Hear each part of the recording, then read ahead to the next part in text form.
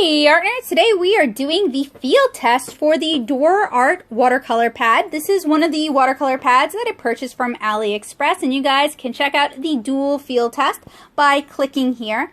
The materials I'm using for this field test are red lead, a Muji mechanical pencil. I have a little sticky note with my thumbnail on the side, and I'm also using the DorerArt watercolor block. And this is bound almost all the way around with only a 1-inch opening.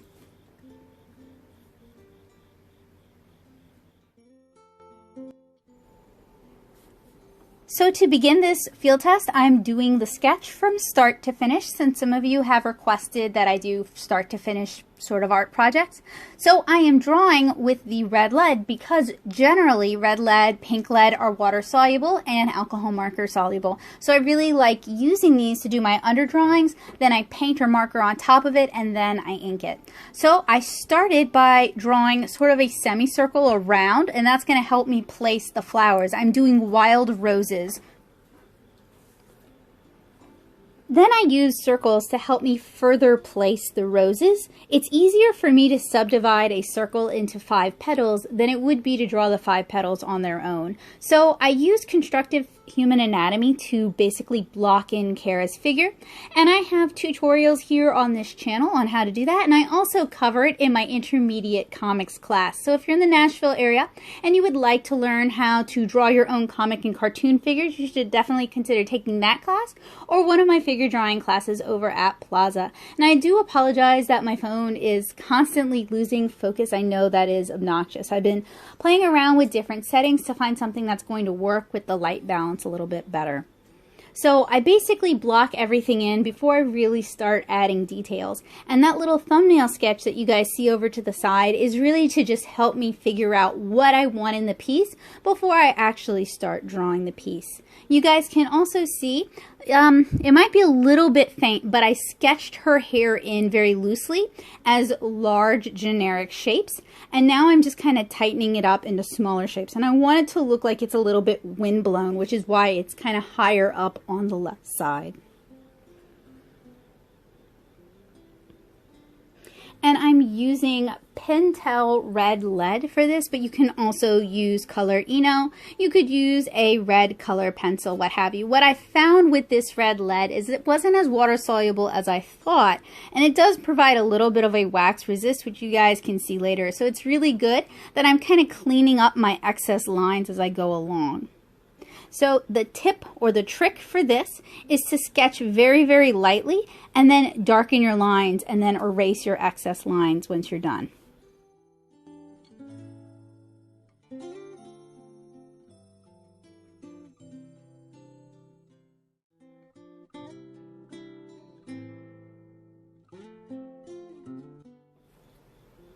For the leaves, I'm sketching in sort of teardrop shapes and then serrating the leaves. And I had a reference image of wild roses up on my monitor so that I could reference it. I'm also adding scalloped lace to her little pinafore. And what I do is I draw kind of a half oblong and then I draw a smaller half oblong inside of it.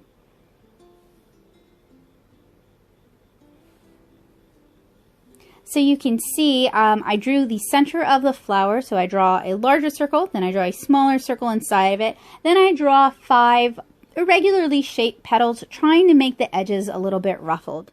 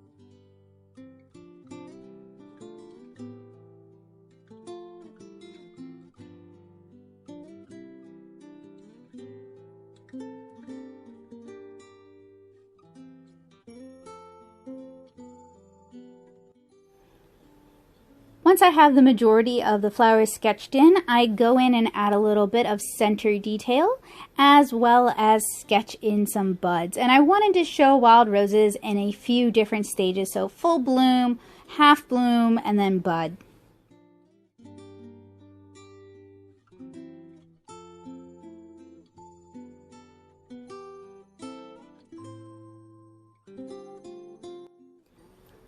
Once I'm finished, I use a drafting brush to remove all of the pencil shavings or the eraser shavings. So for this watercolor illustration, I am using my DaVinci mixing set, and I have a review of that set here on this channel. I really like that watercolor set. I love the colors. I love how cleanly they go down. So when I'm doing these sort of paper field tests, I prefer to work with watercolor that I'm very familiar with and that I really like, so that it isn't a factor. The watercolor's performance itself isn't in question, and it allows me to better judge what I'm doing. So I'm beginning by adding a cool yellow with a warm yellow in the center for the center of the roses. And for this illustration, I wanted to work really, really light and airy, inspired by some of the Chinese and Japanese illustrations that I've seen, where color is really only used for the shadows. So for Kara's skin tone, I mixed a yellow ochre with a scarlet red very, very lightly. You could just use a very watered down burnt sienna for that. And for the leaves, I'm actually using a phthalo blue and a cooler yellow rather than the sap green that came in the set. So since this is a cellulose-based paper, at least I determined that it's a cellulose-based paper, I wanted to keep the illustration really light and airy because cellulose papers often can't take too many layers, especially cheaper cellulose papers. They tend to get really muddy. So keeping things light and airy is a good way to best utilize this paper. Now I determined this from our initial unboxing swatch where I did a mud test and basically threw as many layers at the paper as possible. So after I apply the first layer of skin, I'm using Ultramarine blue, and I love DaVinci's Ultramarine blue, a very, very watered down wash of Ultramarine blue to paint in the shadows on the white of her dress. So Kara is wearing a blue gingham dress with a white pinafore, so I thought it would be easiest for me to apply my shadows all at one time.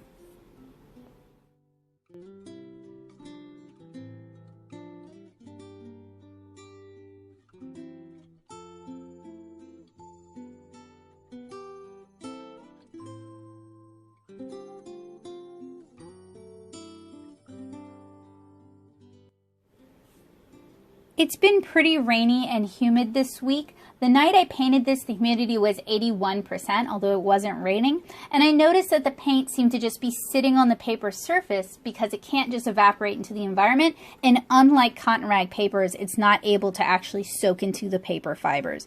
I've also used that same very light wash to paint the centers of these flowers. And since the first layer on my leaves dry, I mixed a little bit more phthalo blue and a little bit of the cool yellow together so that I could start painting the shadows on the leaves.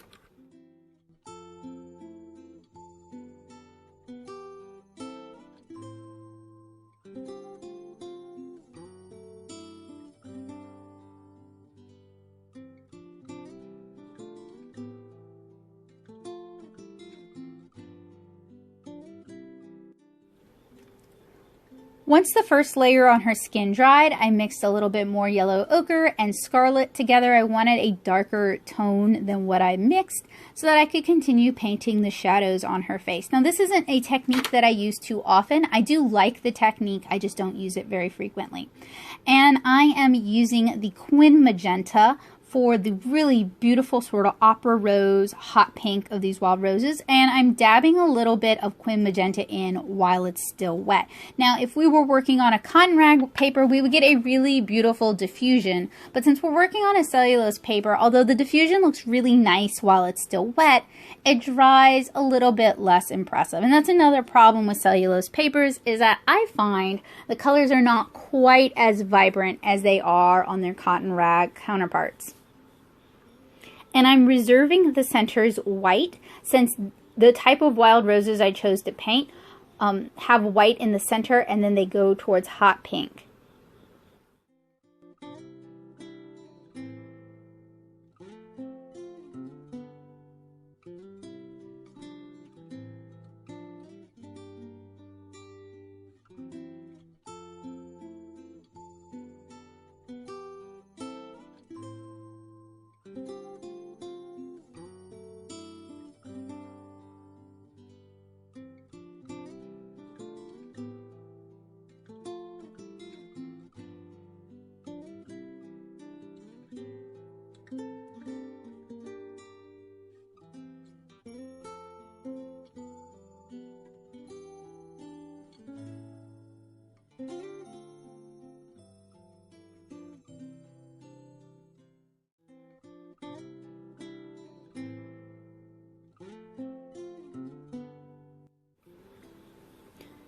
So while I waited for the roses to dry, I carefully added another layer of skin tone to Kara, a little bit darker this time, and I also used a little bit of Quin Magenta on her cheeks, on her lips, underneath her neck, and on her knuckles, just to add a little bit of liveliness and blush to the piece. I also use this as an opportunity to darken up the shadows on the leaves, try to add a little bit more delineation, as well as add in some stems.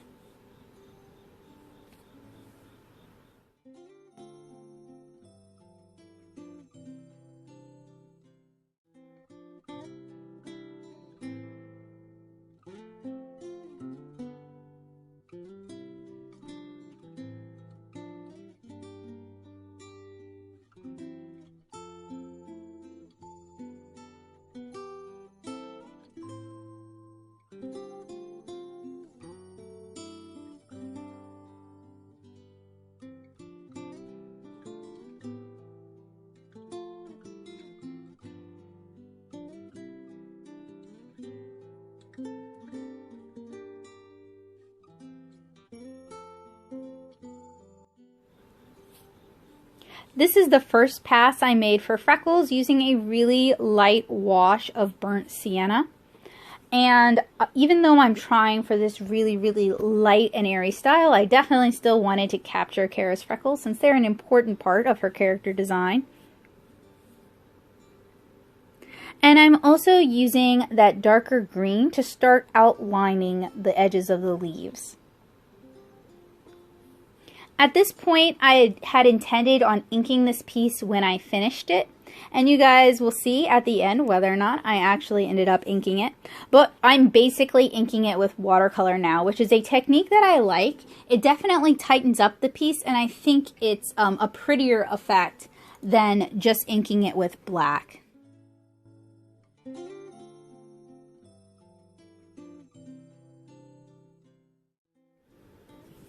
So at this point, I started the first layer on the gingham. I wanted the cross stripes to have a really noticeable layered effect, so I did it one direction at a time. And I used ultramarine blue mixed really thickly for the stripes. So the reason I painted the blue shadows first is if I were to try and glaze over these stripes, it would pick up a lot of the ultramarine blue paint and we would lose the distinctness of the stripes. So doing the shadows first and then painting the stripes over it is a really good way to achieve that sort of clean stripe as well as the shadow.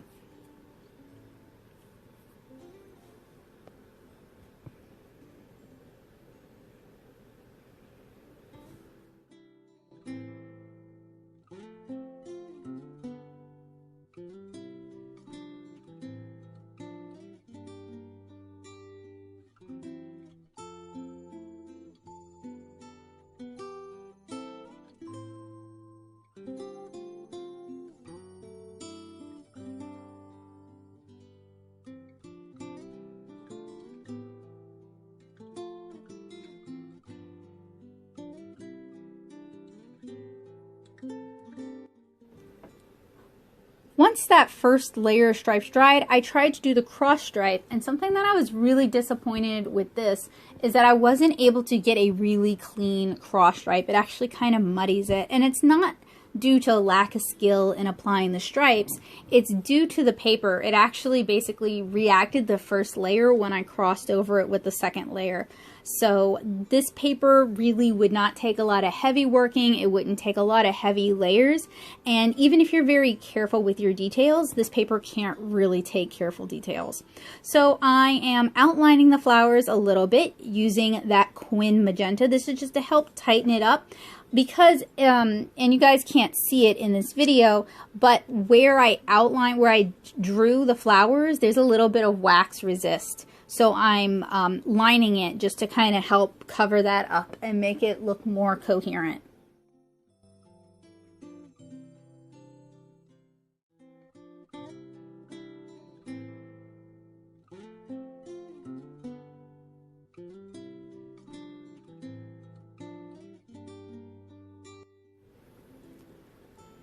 So at this point, I decided I wanted to do another darker layer of freckles using a darker mix of the burnt sienna, and I lifted a few of them back up with a paper towel just so that I could get some variance.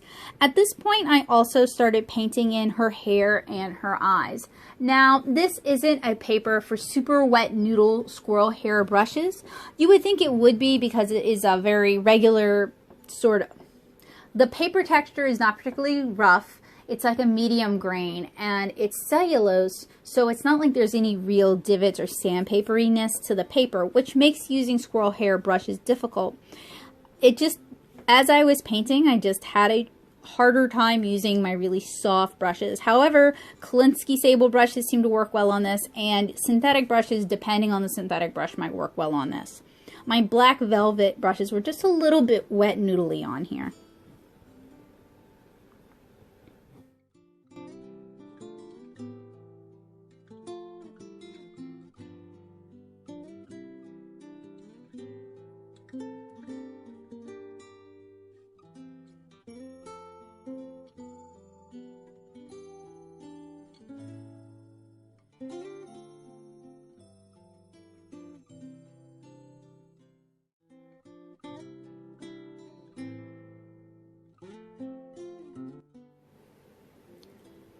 And Kara has dark red-brown hair in the comic, but I decided to just give her dark burnt sienna hair for this since we are going for kind of a lighter, less rendered art style. So I'm just working with a really thick mix of burnt sienna, and I found that I really just couldn't get the color saturation quite what I wanted on this paper.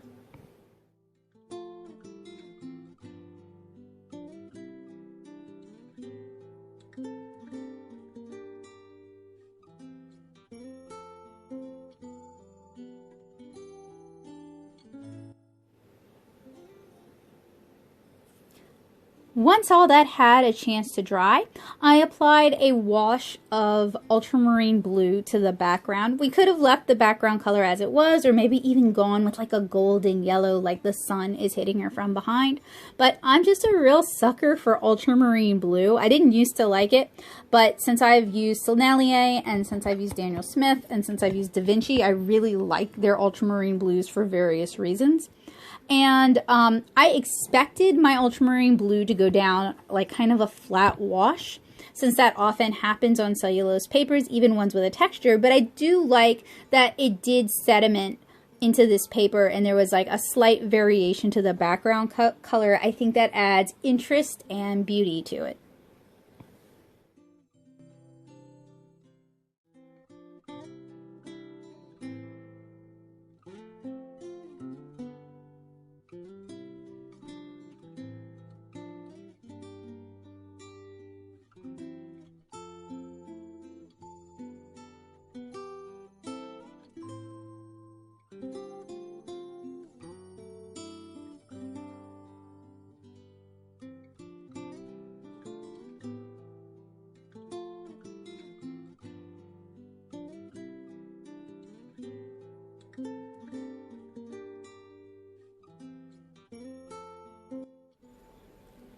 So now I'm using a thicker mix of ultramarine blue to kind of ink the whites and ink the outside of her dress just to give better definition.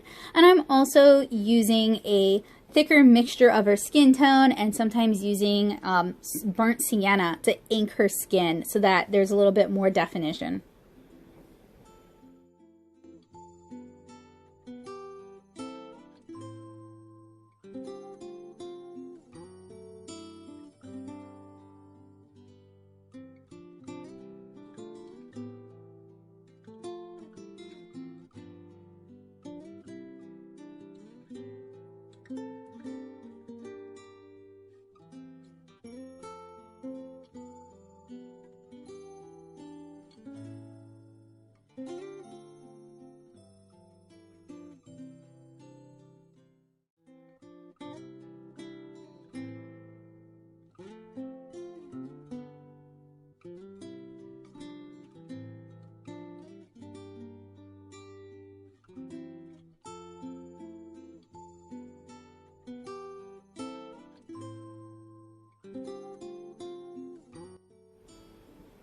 So at this point, I called it a night and allowed it to dry overnight. I wanted it to be fully dry before I decided whether or not I was going to ink it or whether I was going to add further details. You know, let the paper rest and let my mind rest, which is what I normally recommend if you do have the luxury of time, that you step away before you add the finishing touches to your piece and give yourself and the paper a chance to rest. And so far, I think it looks pretty cute. I'm pretty pleased with it. So the next morning, I basically just focused on tightening a few things up, tightening up her skin tone, inking her eyelids using the dark sienna. I opted not to ink it with a brush pen because I felt like the black was going to be just too harsh. And I kind of liked having the variety of colors show through, and I liked how light and airy this was. If I'd inked it with black, it would have added a very strong contrast color and would have really thrown how this piece feels. It would be a very different piece.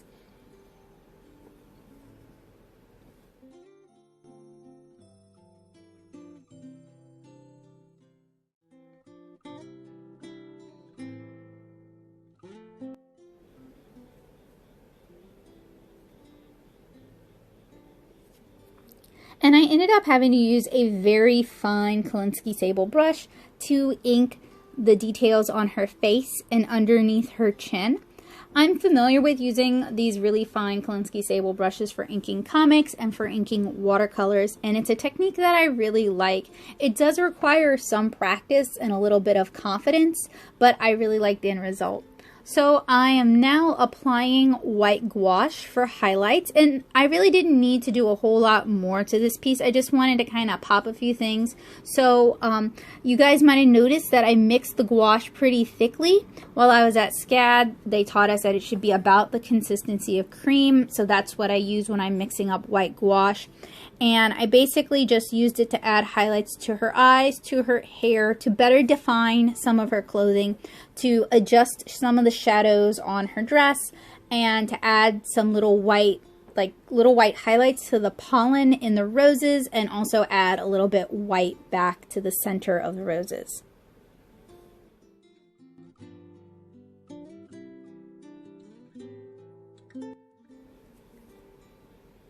So I let it dry for a little while before I tried to remove it from the round, and I initially started with a knife. I found that it was removing easy, but it kept snagging on prior pages and tearing.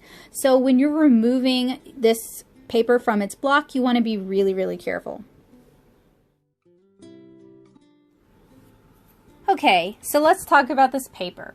There are pros and there are cons to this paper.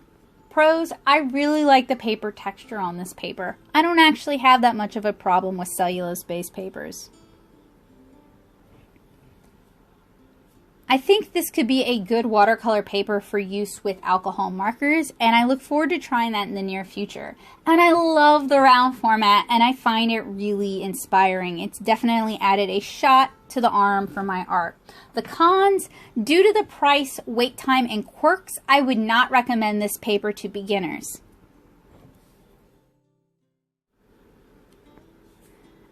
And while the round format is fun, the fact that it's a cellulose paper, it does require a little bit of prior knowledge of watercolor and handling such papers to really bring out the best in it.